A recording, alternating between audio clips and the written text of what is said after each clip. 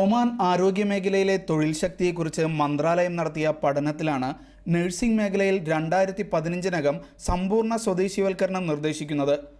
ഒമാനിൽ 1990 വരെ 12% നഴ്സിംഗ് മേഖലയിലെ സ്വദേശിവൽക്കരണ തോത്. 20 വർഷത്തിനിടെ ഇത് 67% ഉയർന്നു. ഈ ലക്ഷ്യം ഏറെക്കുറെ കൈവരിക്കാൻ കഴിഞ്ഞ സാഹചര്യത്തിൽ 2 വർഷത്തിനകം നഴ്സിംഗ് മേഖല പൂർണ്ണമായും ഒമാനികൾക്കായി മാറ്റിവെക്കാൻ കഴിയുമെന്നാണ് റിപ്പോർട്ട് വിലയിരുത്തുന്നത്. ആയിരക്കണക്കിന് മലയാളി നഴ്സുമാരാണ് ഒമാനിൽ സർക്കാർ സ്വകാര്യ മേഖലയിൽ ജോലി ചെയ്യുന്നത്.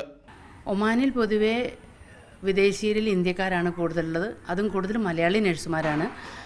സ്വദേശിവൽക്കരണം എത്ര കണ്ട് ഉടനെ ഒന്നും ഉണ്ടാകുമെന്ന് തോന്നുന്നില്ല പ്രൈവറ്റ് മേഖലയിൽ. നഴ്സിംഗ് പഠനം പൂർത്തിയാക്കുന്ന ഒമാനികളെ അവർ ആവശ്യപ്പെടുന്ന ഗവർണറേറ്റുകൾ പരിഗണിക്കാതെ നിയമനം നടത്തിയാൽ ഈ ലക്ഷ്യം കൈവരിക്കാൻ കഴിയുമെന്ന് മന്ത്രാലയം വിശ്വസിക്കുന്നു. എങ്കിലും മസ്കത്ത്, ലോഫാർ, അൽവുസ്ത ഗവർണറേറ്റുകളിൽ ആവശ്യത്തിന് ഒമാനി നഴ്സുമാരെ കിട്ടിയെന്ന് വരില്ലെന്ന് പഠനം വിലയിരുത്തുന്നു.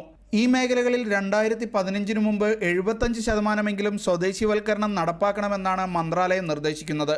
സ്വകാര്യ മേഖലയിൽ ഡോക്ടർമാർ മുതൽ നഴ്സുമാർ വരെയുള്ള തസ്തികകളിൽ ഒമാനിവൽക്കരണം നടപ്പാക്കുന്നതിന് സർക്കാരിന് ബുദ്ധിമുട്ട് നേരിടുന്നുണ്ട്.